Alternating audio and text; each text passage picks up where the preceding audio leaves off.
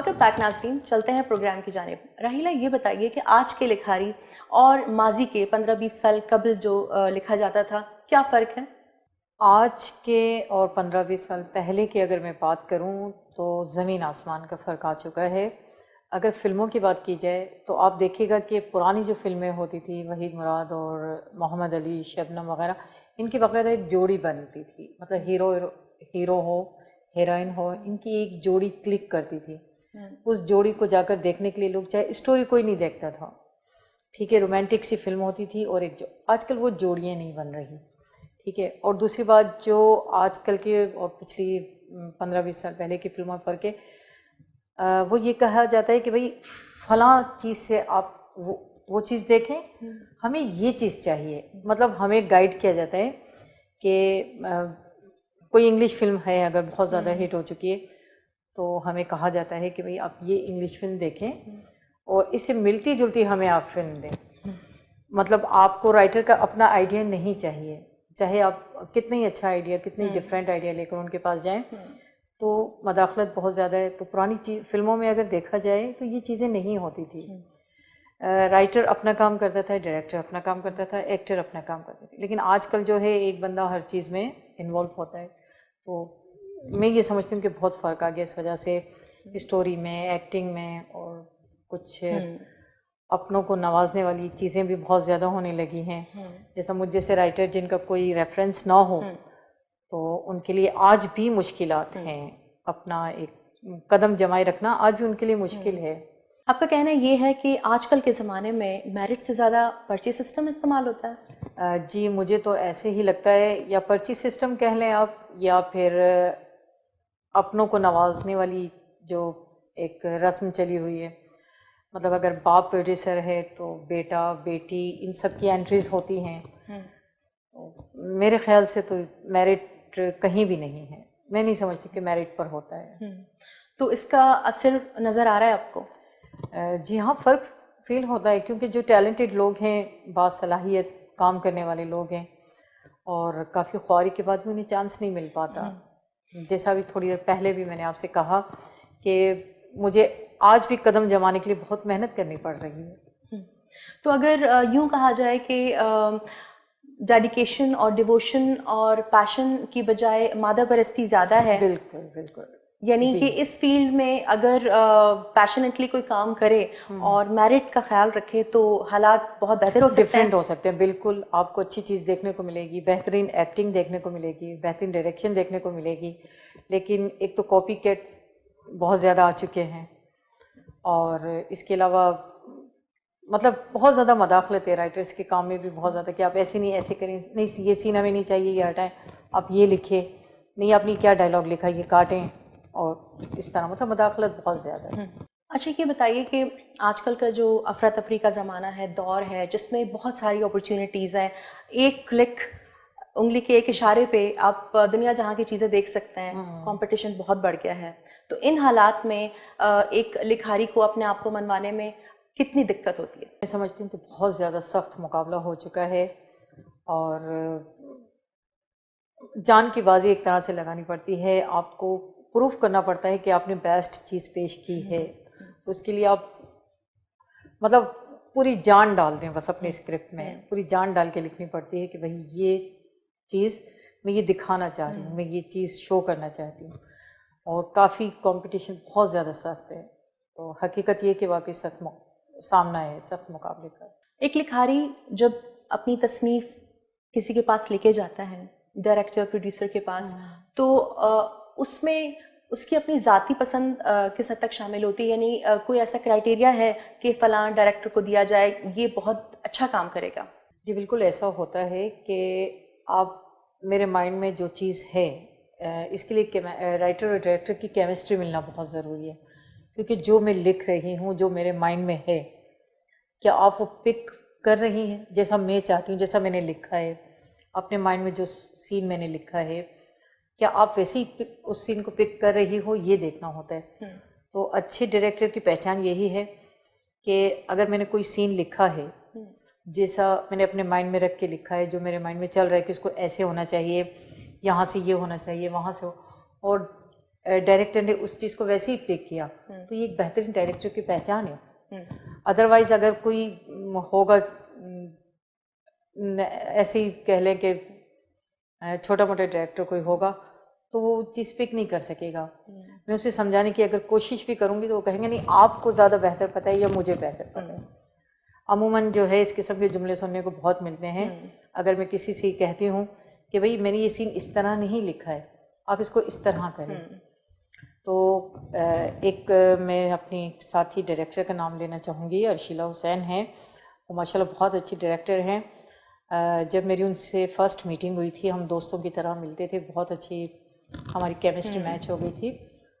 تو ارشیلا کو عموماً ایسا ہوتا تھا کہ ہم کوئی بھی سین کرنے سے پہلے اگر آفس میں بیٹھتے تھے تو کافی لمبا ڈسکشن کرتے تھے کہ اس سین کو ایسے کرنا ہے, اس کو ایسے کرنا ہے, یہ ہوگا, اس کو یہ, تو وہ سنا کرتی تھی میری, اور وہ وہی چیز پک کرتی تھی جو میرے مائنڈ میں ہوا کرتی تھی. تو اس لحاظ سے میں انہیں ایک بیسٹ ڈائریکٹر کہہ سکتی ہوں. اور اس کے علاوہ ایسے بھی ڈائریکٹر سے میرا واسطہ پڑا ہے جنہیں اگر میں اپنے مائنڈ میں لکھا ہوا سین بتاتی تھی کہ بھئی میں نے یہ سین اس طرح کیا ہے, آپ کو اس طرح کرنا ہے, تو وہ کہتے تھے کہ نہیں یہ اس طرح نہیں ہو سکے گا, ہم اس طرح کریں گے. ایک چھوٹا سا قصہ اس سلسلے میں سنانا چاہوں گی, نام نہیں لوں گی میں اس ڈائریکٹر کا, لیکن میں نے ایک اسکرپٹ لکھا تھا اور اس میں تھا کہ ڈاکٹر جو ہے وہ کھڑکی کھول کر روڈ کی سمت دیکھتا ہے. اب وہ ڈائریکٹر جو ہے وہ مجھ پہ غصہ ہو گئے کہ میں کھڑکی کہاں سے لاؤں. تو ایک کھڑکی کے لیے انہوں نے پورا سین چینج کروا دیا. حالانکہ اچھے ڈائریکٹر کی پہچان یہ ہوتی ہے کہ بھئی آپ نے جو اسکرپٹ میں لکھا ہے مجھے یہ چیز چاہیے, کھڑکی ہے تو کھڑکی مجھے چاہیے, چاہے آپ اسی وقت بنوائیں کھڑکی, کیونکہ رائٹر نے لکھا ہے کہ کھڑکی سے سین شوٹ ہونا ہے. لیکن وہ ڈائریکٹر مجھ پر ہی غصہ ہو گئے کہ میں کھڑکی کہاں سے لاؤں, آپ نے تو روم میں بیٹھ کے بس سین لکھ دیا, آپ کو کیا پتہ کھڑکی ڈھونڈنا کتنا مشکل ہے. تو اس وقت مجھے کافی افسوس ہوا تھا. وہ بڑا نام ہے ان کا بھی, تو پھر مجھے وہیں بیٹھ کر وہ سین چینج کرنا پڑا. راحیلہ یہ بتائیے کہ کام کے سلسلے میں کس چیز پہ کمپرومائز نہیں کرتی ہیں آپ؟ میری کوشش تو یہ ہوتی ہے, لیکن ایسا پاکستان میں تو ایسے بہت کم ہوتا ہے. میری کوشش یہ ہوتی ہے کہ میرے اسکرپٹ کو چینج نہ کیا جائے. لیکن اب تک جتنا بھی میں نے لکھا ہے, جتنے بھی لوگوں سے میرا واسطہ پڑا ہے, انہوں نے چینج کیا ہے. مطلب اب تک کوئی ایسا مجھے ڈائریکٹر ملا نہیں جس نے یہ کہا ہو کہ نہیں بس جو اس نے لکھ دیا بس وہ ہٹا. ایسا کوئی ڈائریکٹر مجھے ابھی تک ملا نہیں. مداخلت ہوتی ہے بالکل. راحیلہ جب آپ فارغ ہوتی ہیں, جب آپ لکھ نہیں رہی ہوتی ہیں, کیا کرتی ہیں فراغت میں, کیا کرتی ہیں؟ شاید آپ کو یقین نہیں آئے گا, جب میں لکھ نہیں رہی ہوتی ہوں تب بھی میرا ذہن لکھ رہا ہوتا ہے, یعنی چل رہا ہوتا ہے کوئی نہ کوئی ڈرامے کا سین. جیسا کہ آج کل میں ایک سوپ سیریل لکھ رہی ہوں تو پکاتے ہوئے بھی وہی سین میرے دماغ میں چل رہا ہوگا. اور کپڑے دھونا یا برتن, اپنے گھر کا کام زیادہ تر میں خود کرنا پسند کرتی ہوں. تو کام کے دوران بھی میرا دماغ جو ہے اپنے ڈراموں کے سین کی طرف ہی رہتا ہے زیادہ تر. عموماً کہتے ہیں کہ جو پڑھتا ہے, ریڈ کرتا ہے, مطالعہ کرتا ہے, اس کی ووکیبلری بہت بڑھتی ہے, اور یہ چیز ایک اچھے لکھاری کے لیے بہت اہم ہے. آپ کیا کہتی ہیں؟ جی بالکل میں اسے ایگری کرتی ہوں, کیونکہ بغیر پڑھے تو کوئی نالج, جیسے کہ ایک اسٹوڈنٹ کی مثال ہوتی ہے, جب کسی بچے کو نرسری میں آپ ایڈمیشن دلاتے ہیں تو لازمی ہے ٹیچر اس کو سکھاتی ہے, وہ پڑھتا ہے, اپنے طور پہ اس چیز کو پک کرتا ہے, پھر اس کے آگے بک رکھی جاتی ہے, وہ بک میں دیکھ کے پڑھتا ہے. تو اسی طرح ایک رائٹر بھی ایک بچے کی طرح ہوتا ہے, وہ جتنا زیادہ پڑھے گا اتنا زیادہ اس کی نالج میں اضافہ ہوگا, اس کے دماغ کی عمر بڑھے گی اسی حساب سے. کبھی فیملی میں کسی ممبر نے شکایت کی ہو کہ آپ ہمیں ٹائم نہیں دیتی؟ ہسبینڈ کرتے ہیں عموماً یہ شکایت کہ آپ لکھنے لکھانے میں بہت زیادہ بزی ہو جاتی ہیں تو ٹائم بہت کم دیتی ہیں آپ. پھر آپ کا جواب کیا ہوتا ہے؟ لیکن یہ ہے کہ ماشاءاللہ میرے ہسبینڈ بالکل میرے ساتھ دوستوں کی طرح ہیں, انہیں احساس ہے اس بات کا کہ اس میں بہت زیادہ دن رات محنت کرنی پڑتی ہے. تو میں یہ سمجھوں گی کہ آج میں چھوٹے بڑے جس بھی مقام پر ہوں, اللہ کے بعد اگر کسی نے میرا ساتھ دیا تو میرے ہسبینڈ نے دیا ہے, اور انہی کی بدولت ہوں میں. انسپریشن آپ کے فادر تھے؟ جی, متاثر ان سے ہوئی تھی میں, گاڈ گفٹڈ چیز تھی یہ. اپنے فادر کے ذریعے مجھے ملی تھی. آپ کے بچوں میں لکھنے کا شوق ہے کسی بچے میں؟ بڑی بیٹی میں تھا شروع میں، لیکن اب نہیں. اب وہ خود ماں بن گئی ہیں تو وہ اب اپنے بچوں میں الجھ گئی ہیں. آج کل کے جو لوگ ہیں، نوجوان نسل ہے، ان کو آپ کیا کہیں گی کہ ایک اچھا لکھاری بننے کے لیے کیا چیزیں ان میں ہونی چاہیے؟ دیکھیں، میں تو یہ سمجھتی ہوں کہ ایک اچھا لکھاری بننے کے لیے جو آپ کے ذہن میں ہے وہ چیز آپ لکھیں. کسی کے پریشر میں آ کر آپ اپنے قلم کو گندا نہ کریں. جیسے کہ آپ دیکھ رہی ہیں آج کل ویب سیریز کا بھی دور چل رہا ہے. تو معذرت کے ساتھ بہت میری میٹنگس ایسے لوگوں سے بھی ہوئی ہیں جنہوں نے ویب کے حوالے سے جب مجھ سے کانٹیکٹ کیا تو مجھے باقاعدہ یہ کہا گیا ہے کہ آپ اس میں گالیاں وغیرہ بھی ایڈ کریں گی. تو میں نے یہاں بھی معذرت کر لی تھی. تو میں یہ سمجھتی ہوں کہ اگر آپ ایک اچھی رائٹر بننا چاہتی ہیں یا چاہتے ہیں تو آپ کو اپنے قلم کو پاکیزہ رکھنا ہوگا. کسی کی کاپی کر کے آپ اپنے قلم کو گندا نہ کریں.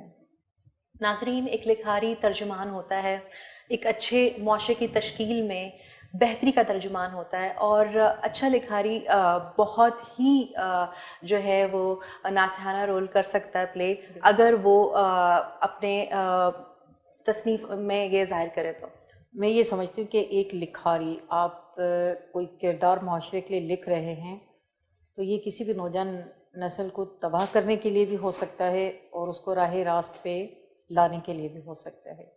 مطلب آپ کے قلم میں اتنی طاقت ہے کہ آپ نوجوان کو برباد بھی کر سکتے ہیں اور آباد بھی کر سکتے ہیں.